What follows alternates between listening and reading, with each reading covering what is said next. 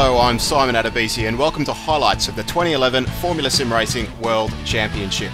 Round 16 is the final round of the season, taking place in Brazil around the famous Interlagos circuit. Featuring very fast straights and tight corners, this track demands a compromising setup from the teams and allows for plenty of overtaking. Qualifying saw world champion Bono Huis completing a hat-trick with his third pole in a row ahead of the Mack Corp duo of Mikko Puumalainen and Dennis Hurl. Fredrik Nilsson qualified in 4th ahead of Jarkko Mäkinen in 5th, and Jannik Lapchen set another impressive time to start from 6th on the grid. Martin Gosby achieved his best WC qualifying result in 7th ahead of Patrick de Wit in 8th, and Jon-Erik Saxon completed a good result for the GoSpeed team, setting the 9th fastest time. Renault Room rounded out the top 10 with ATR Silverline drivers Morgan Morand and Blair Disley narrowly missing out on Q2. So the race start and a bad getaway from Huis allowed Puumalainen to get alongside and take the top position into the braking zone. Mäkinen slipped in between Hurl and Nilsson, with Hurl dropping down into 5th. Despite some tyre rubbing in the field, all the drivers managed to get through the Senna S with no major incidents. With a drag race down to turn 4, Mikko Puumalainen had enough speed to keep Bono Huis at bay, and further behind Fredrik Nilsson just managed to hold on to 3rd, with Jarkko Mäkinen running wide and losing momentum. Unfortunately, Jannik Lapchen lost traction on the exit of the corner and slammed into the barriers, destroying his suspension. With Hurl alongside Mäkinen, Martin Gosby took advantage of his position and passed Hurl up the inside to get into 5th, and an opportunistic pass from Patrick de Wit saw the Dutchman slip up the inside of Room and then Hurl in quick succession. Lap 2 and a small mistake from 8th placed Renault Room allowed Jon-Erik Saxon pass down the straight, and Morgan Morand followed through several corners later. Morand then wasted no time finding his way around Saxon, making a pass through turn 1 look easy. Luka Oslakovic then also got alongside Renault Room, with the Scuderia Milano driver eventually prevailing. At the front, Mikko Puumalainen was leading the Grand Prix with Bono Huis close behind. Huis was enjoying a healthy slipstream but couldn't quite get close enough to attempt an overtake. Fredrik Nilsson remained in 3rd, just staying in contact with the 2 front runners, with Jarkko Mäkinen not far behind in 4th. After losing 4 places on the opening lap, Dennis Hurl then pulled off a brilliant overtake around the outside of de Wit to move back into 6th. Sadly, de Wit would then make a terminal mistake on the following lap, losing control through the Senna S and crunching his car into the Armco. A bitter end to a disappointing season. Further behind, plenty of overtaking was occurring in the midfield. Luka Oslakovic managed to temporarily get in front of Jon-Erik Saxon, but the Slovenian driver lost the position on the following lap after a small mistake. In the battle for 14th, Cyril Verdmuller attempted to outbrake Karim Wesenberg into turn 1, but Wesenberg shut the door and contact was made. Wesenberg slipped sideways and lost out to Verdmuller and De Matos, with Mark Alberts now attempting to outrace the Twister driver down the straight and into turn 4. But in the excitement, Alberts ran too deep over the curb, losing the position. Unfortunately, the Ash Racing driver didn't notice Blair Disley moving alongside, and as Alberts moved across the track, the pair made contact, with Alberts careering across the runoff area and colliding hard with the barriers. In the race lead, Mikko Puumalainen could not break free from Bono Huis, and on lap 12, Huis made the pass into turn 1 for the top position. However, Puumalainen would not give up without a fight, and on the following lap, the Finn managed to get back alongside. With neither driver willing to yield, the pair went side by side into the infield section of the circuit, at one point even switching sides of the track. The two remained alongside all the way to the hairpin, where Puumalainen eventually managed to get back out in front. Back in the midfield, and a costly mistake from Dejan Kostanov dropped the Bulgarian driver way down into 18th, and things soon got worse for the GT Amiga Racing team when Room ran wide after fighting with Oslakovic, falling back into 14th. Too Fast For You driver Peter Brilliak was now going toe-to-toe with Oslakovic for 10th place, and the pair swapped positions into turn 1 on 2 occasions. Unfortunately, Room was caught out by the concertina effect, and he hit the back of Verdmuller, losing his front wing and ending a frustrating race. After holding the race lead for a few more laps, Puumalainen was again passed by Huis into the opening corner. However, just as before, Puumalainen switched back to the inside through turn 4, and the pair went side by side up the hill into the slow infield section. This time Puumalainen held the left side of the track, with Huis sticking alongside all the way to Pinarino, before the Mack Corp driver cleared Huis up into the hairpin. Fredrik Nilsson was now right behind, Jarkko Mäkinen also catching up. Back in 6th, and an incredibly strong run from Martin Gosby hit a snag when the GoSpeed driver lost traction through the Senna S, dropping him back behind Dennis Hurl. Further behind, and with Peter Briljak managing to clear Oslakovic, the Croatian quickly escaped ahead and began to pursue Saxon for 8th. There was now a rather congested 5-way battle over 10th place. Oslakovic, Verdmuller, Wesenberg, de Matos and Disley were now locked together, passing each other continuously with no one driver being able to break free. While there was some tyre rubbing between the midfield train, things were kept relatively clean for several laps until contact between Wesenberg and Oslakovic resulted in Wesenberg taking a long trip across the grass and losing contact with the rest. However, Van Starkenberg had now caught up to the train and he too became involved, and a 5-way battle over the final points-paying position continued to rage on.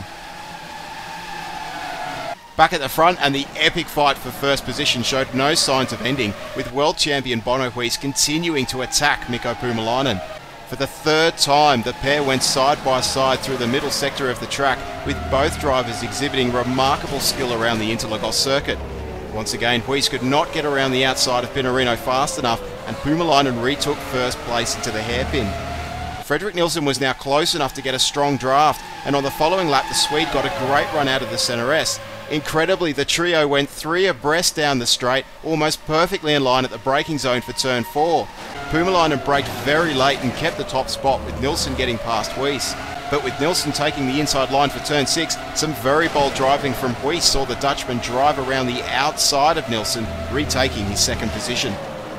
Nilsson then made the decision to pit early to try and leap his 2 rivals through the stops, but unfortunately the Twister racer took the pit entry too quickly and he clipped the Armco, completely destroying his car, with a sad end to a potential podium position.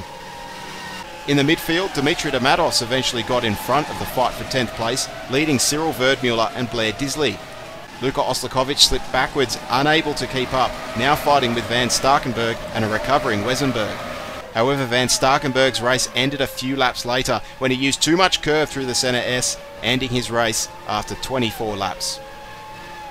Meanwhile, the battle for first place raged on, with Huis and Puumalainen continuing their side-by-side driving. On lap 30, nearly at the halfway point of the race, Huis eventually got out in front and Puumalainen made a quick decision to pit. However, the McCourt team was unable to respond quickly enough and the Finn lost vital seconds waiting for his team to get ready. By the time Huis emerged from pit lane, he now had a comfortable 3-second gap over Puumalainen. Elsewhere, the pit stops also had a significant impact on the race. In their usual style, ATR Silverline pitted their drivers early, which worked well for Morgan Moran, with the Frenchman leapfrogging Martin Gosby for 5th place. However, the plan backfired on Blair Disley when the Australian came out behind the late-stopping Giuseppe Marconi. With Marconi defending his position, the drivers made heavy contact and Disley was sent sliding hard into the barrier. Despite the hard impact, the ATR driver was able to continue, albeit with a damaged car. Marconi then got into more trouble, this time with Dimitri de Matos, who had also already completed his pit stop. De Matos span into the opening corner after an outside passing attempt, badly compromising his race and effectively dropping him 3 positions. A mistake just before his stop didn't help Gosby's cause, the Briton dropping behind his teammate John-Eric Saxon through the pits. However, with significantly better pace, Gosby soon caught and passed Saxon to take back 6th position. Ironically, while it was an accident in the pit entry that ended Nilsson's race, it was the pit exit that caught his teammate out, with Karim Wesenberg dropping his car through the pit exit lane, damaging the front of his twister vehicle and prompting the Dutchman to retire. And in 12th position, Luka Oslakovic's eventful race came to an end, with the Scuderia Milano driver suffering an electrical failure. With Bono Huis now storming away to victory, Puumalainen was holding on to 2nd, ahead of Jarkko Mäkkönen in 3rd and Dennis Earl in 4th. Morgan Moran was in 5th, but was quickly being caught by Martin Gosby. After several laps of trying and some aggressive driving from both drivers, Gosby eventually made it past and was on his way to achieve his best finishing result in a WC event. Sadly, just 5 laps from the finish, the Go-Speed driver lost control in the middle sector, losing his front wing on the barrier and being forced to pit for repairs. Having won the World Championship and setting several incredible records in the 2011 season, Bono Huis claimed the Brazilian Grand Prix, taking his 14th win of the year. Mikko Puumalainen finished 7 seconds behind, securing 2nd place in the World Championship ahead of his fellow countryman Jarkko Mäkkönen in 3rd. The final podium fittingly representing the top 3 positions in the final 2011 driver standings. Dennis Earl finished in 4th, close behind Mäkkönen. Morgan Moran crossed the line in 5th, slightly off his usual pace. Jon-Erik Saxon completed his season with a 6th place finish, and Peter Brilliak finished only his 2nd WC appearance with an impressive 7th. Cyril Verdmuller achieved a good result for Ash Racing in 8th, Dejan Kostadanov held on for 9th place, and Dimitri Damatos finished 1 lap down in 10th place. So taking a look at the final driver standings, and Bono Huis completely dominated the season, taking 14 victories out of a possible 16. Mikko Puumalainen showed solid consistency to finish in 2nd place, improving on his 6th from last year. And Jarkko Mäkinen finished in 3rd, also showing a remarkable level of consistency. Fredrik Nilsson missed 3 rounds towards the end of the season, but still managed to claim an impressive 4th place. Artse Kirchhoff didn't compete after Hungary, but being only one of 3 drivers to claim a victory, the Dutchman was certainly one of the quickest in the field, finishing in 5th. Dennis Earl got stronger towards the season end, rocketing up the order to eventually finish tied on points for 5th, and Morgan Morand has clearly demonstrated his ability to mix it with the top of his class, winning the Japanese Grand Prix and claiming 7th place. Blair Disley also had a slow start to his season, but his consistency allowed him to reach 8th place this year.